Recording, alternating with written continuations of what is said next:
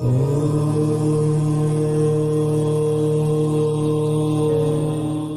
कृष्ण कहते हैं, लोग तुम्हारी कदर तभी करेंगे जब तुम भी उन्हें उन्हीं की तरह नजरअंदाज करना सीख जाओगे।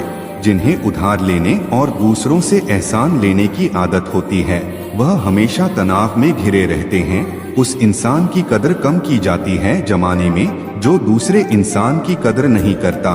किसी को इतना भी सर पर मत बैठा लेना कि सर दर्द बन जाए, और किसी की इतनी भी खुशामद मत करना कि वह आपके लिए बेकदर हो जाए।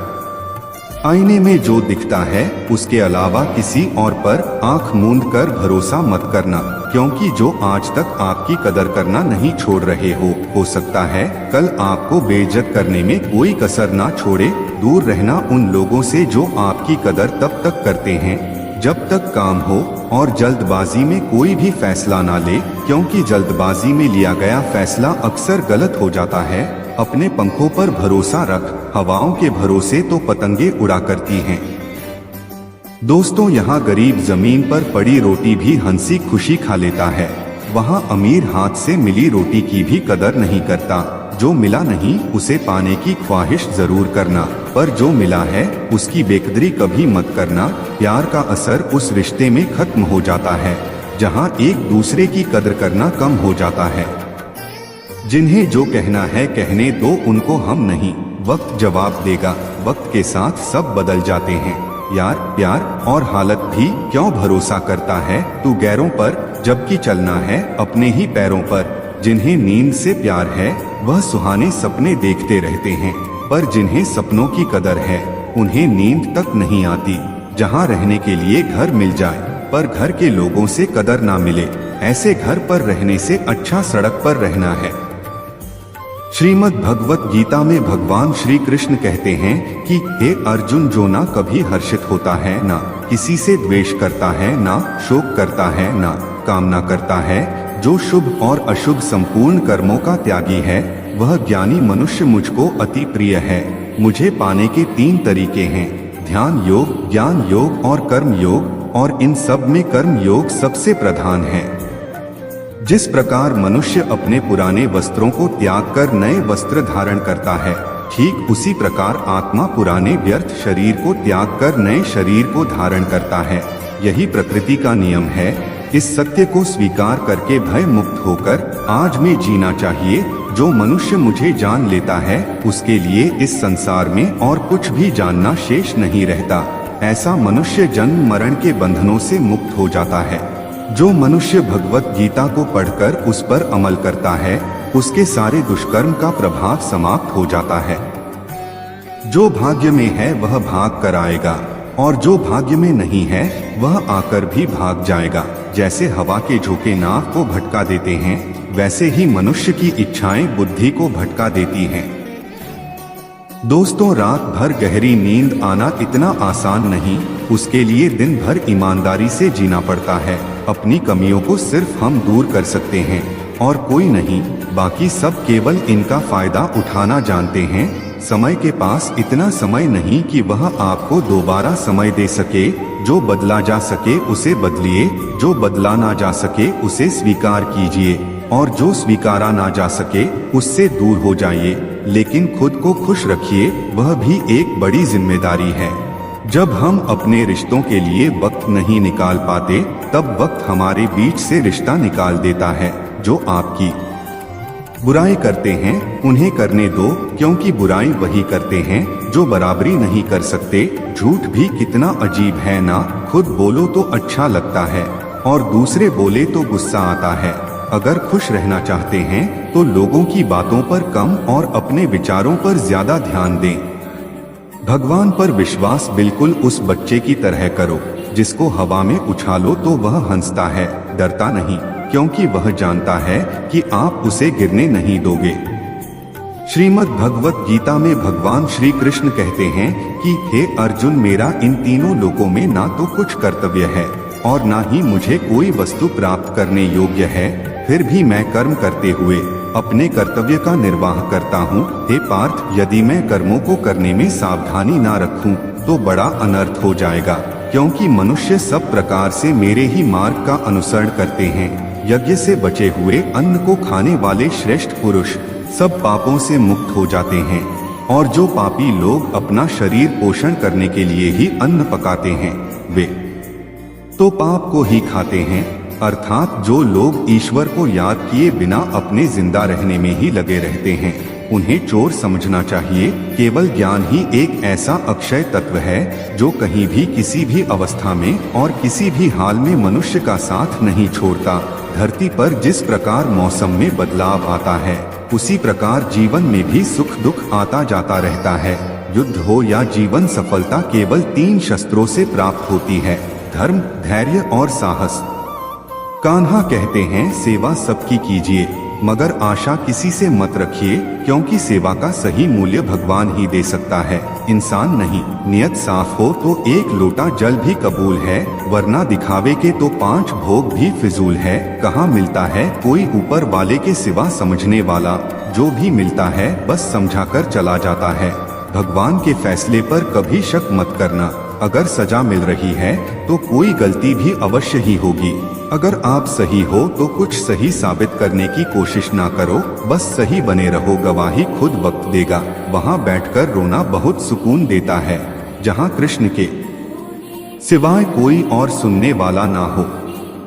देखिए दोस्तों, जितना इंतजार वह आपसे करवा रहा है ना, समय आने पर वह इतना देगा कि संभाल भी नहीं पाओगे। मित्रता आवश्यक है, संबंध भी आवश्यक है, परंतु जीवन की कठिन परिस्थिति यह दर्शाती है कि अकेले रहने की कला का आना भी आवश्यक है।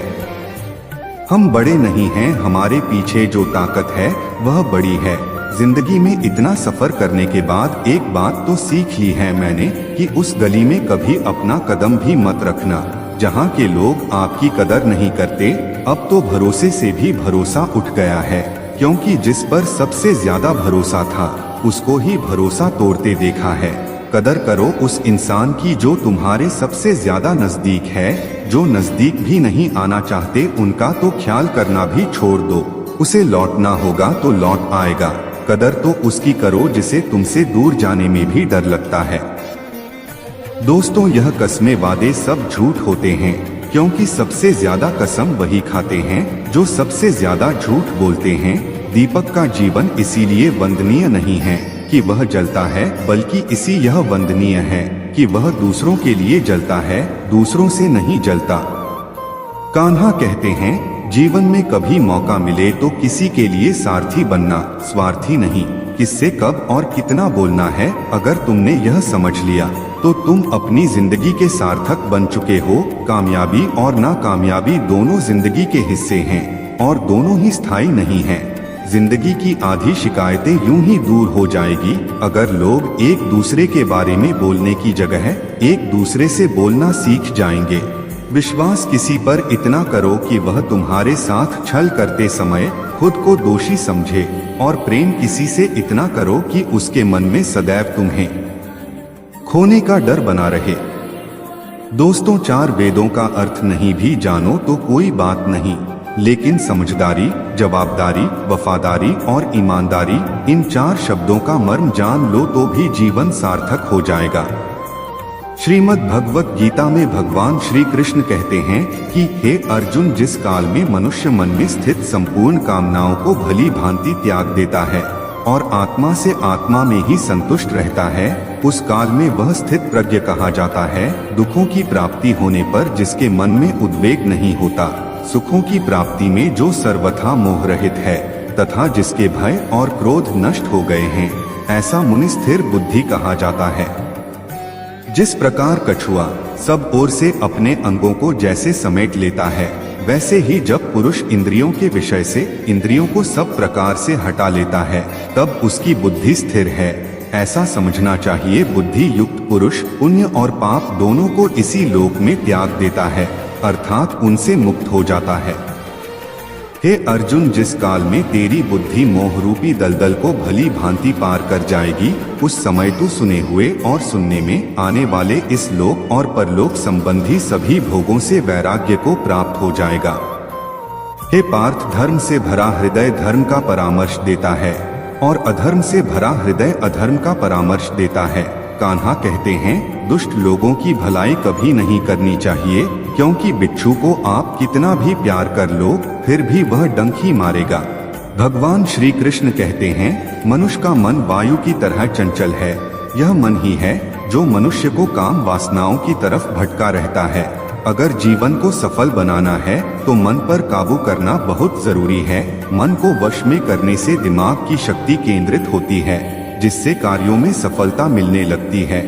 गीता के अनुसार जिस व्यक्ति ने अपने मन पर काबू पा लिया, वह मन में पैदा होने वाली बेकार की चिंताओं और इच्छाओं से भी दूर रहता है। साथ ही वह व्यक्ति अपने लक्ष्य को भी आसानी से प्राप्त कर लेता है। अगर मन को वश में नहीं करोगे तो वह तुम्हारा सबसे बड़ा शत्रु बन जाएगा। भगवान श्री कृष्णा कहते हैं, जो मनुष्य सुख और दुख में शांत रहता है, जिसके राग भय और क्रोध नष्ट हो गए हैं, जो मनुष्य शुभ और अशुभ वस्तु को पाकर ना प्रसन्न होता है और ना द्वेष करता है, जिन्होंने अपनी इंद्रियों को वश में कर लिया है, वह स्थिर बुद्धि मनुष्य मुनि के समान है। ऐसा मनुष्य स्थिर चित्त और इंद्रियों को वश में करके ज्ञान द्वारा परमात्मा को प्राप्त करके हमेशा संतुष्ट रहता है। क्रोध मनुष्य को नरक की ओर ले जाने वाला द्वार है। क्रोध करने से व्यक्ति का मन अशांत हो जाता है और उसकी स्मरण शक्ति भ्रमित हो जाती है। स्मृति में विभ्रम होने से उसकी बुद्धि नष्ट हो जाती है और फिर व्यक्ति का पतन हो जाता है। भगवान श्री कृष्ण कहते हैं, मनुष्य को क्रोध करने से बचना चाहिए। कितना भी गुस्सा आए, स्वयं को शांत रखने का प्रयास करें। श्री भगवान कहते हैं, जिस प्रकार समुद्र की स्थिति अचल है, भारी से भारी आंधी तूफान आने पर या अनेक नदियों के जल प्रवाह उसमें प्रविष्ट होने पर भी वह अपनी स्थिति से विचलित नहीं होता, मर्यादा का त्याग नहीं करता, उसी प्रकार परमात्मा के स्वरूप में स्थित योगी की स्थिति भी सर्वथा अचल होती है। बड़े से बड़े सांसारिक सुखों दुखों का सहयोग वियोग होने पर भी उसकी स्थिति में जरा भी अंतर नहीं पड़ता। वह योगी परमात्मा में नित्य निरंतर अटल और एक रस स्थित रहता है। जो मनुष्य संपूर्ण कामनाओं को त्याग कर ममता रहित, अहंकार रहित और मोह रहित होकर विचरण करता है, वही मनुष्य शांति को प्राप्त कर पाता है। कान्हा कहते हैं, जो दर्द आज सह रहे हो, आगे चलकर वही तुम्हारी ताकत बनेगा। मुसीबत में अगर मदद मांगना हो तो सोच कर मांगना, क्योंकि मुसीबत थोड़ी देर के लिए ही होती है और एहसान जिंदगी भर का। तजुर्बे उम्र से नहीं बल्कि हालातों से आते हैं। जमाने में आए हो तो जीने का हुनर भी रखना। दुश्मन से कोई खतरा नहीं, बस अपनों पर नजर रखना। कान्हा कहते हैं, अगर कोई आपको ठुकरा दे तो बुरा मत मानना, क्योंकि वे वास्तव में आपकी कीमत नहीं जानते। बुरा वक्त गुजर जाता है, बस उस ऊपर वाले को हमारा सब्र आजमाना होता है। चेहरे पर हमेशा मुस्कान का यह मतलब नहीं कि जीवन में संघर्ष नहीं, बस ऊपर वाले पर भरोसा ज्यादा है। जिंदगी में अगर कुछ बड़ा करना है तब दो चीजें हमेशा याद रखना कि जो खोया है उसका गम नहीं, जो पाया है वह भी किसी से कम नहीं। खराब तबीयत से व्यक्ति जितना कमजोर नहीं होता, उससे ज्यादा वह नकारात्मक विचारों से थकता है।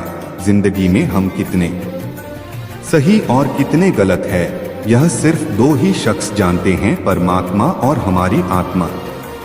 नकारात्मक विचारों को अपने मन में प्रवेश करने की अनुमति ना दो, क्योंकि यही वह एक चीज होती है जो हमारा आत्मविश्वास कम कर देती है। कामयाबी कुछ नहीं, बस एक नाकामयाब व्यक्ति के संघर्ष की कहानी होती है। आपके खिलाफ होने वाली बातों को खामोशी से सुन लीजिए। यकीन मानिए, वक्त उन्हें बेहतर जवाब देगा। जिसने अपने को वश में कर लिया है, उसकी जीत को देवता भी हार में नहीं बदल सकते। अगर लोग आपकी अच्छाई को आपकी कमजोरी समझते हैं तो यह उनकी समस्या है। आप आईना हो, आईना बने रहो। फिक्र वो करें जिनकी सूरत खराब है। श्री कृष्ण कहते हैं, यह संसार ही माया है, यह संसार मुझसे ही उत्पन्न हुआ है।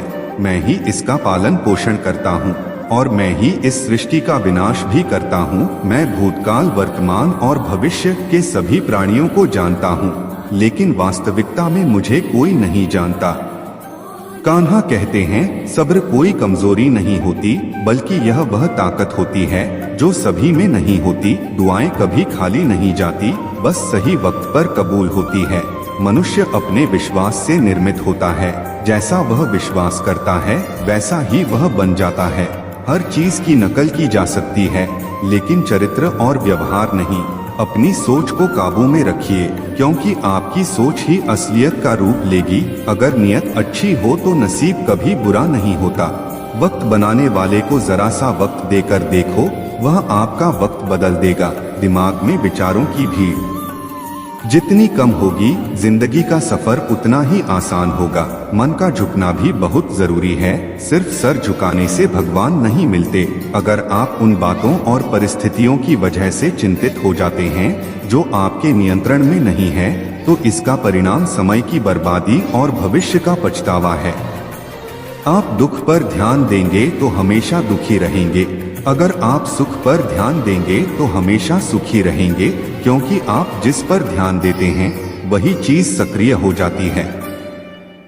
श्रीमद् भगवत गीता में भगवान श्री कृष्ण कहते हैं कि हे अर्जुन, तुम्हारा क्या गया जो तुम रोते हो? तुम क्या लाए थे जो तुमने खो दिया? तुमने क्या पैदा किया था जो नष्ट हो गया? तुमने जो लिया यहीं से लिया, जो दिया यहीं पर दिया।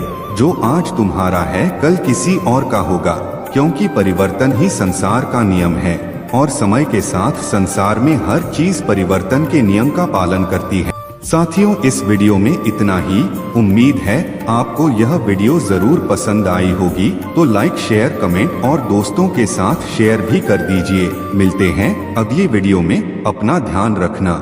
राधे राधे। जय श्री श्याम।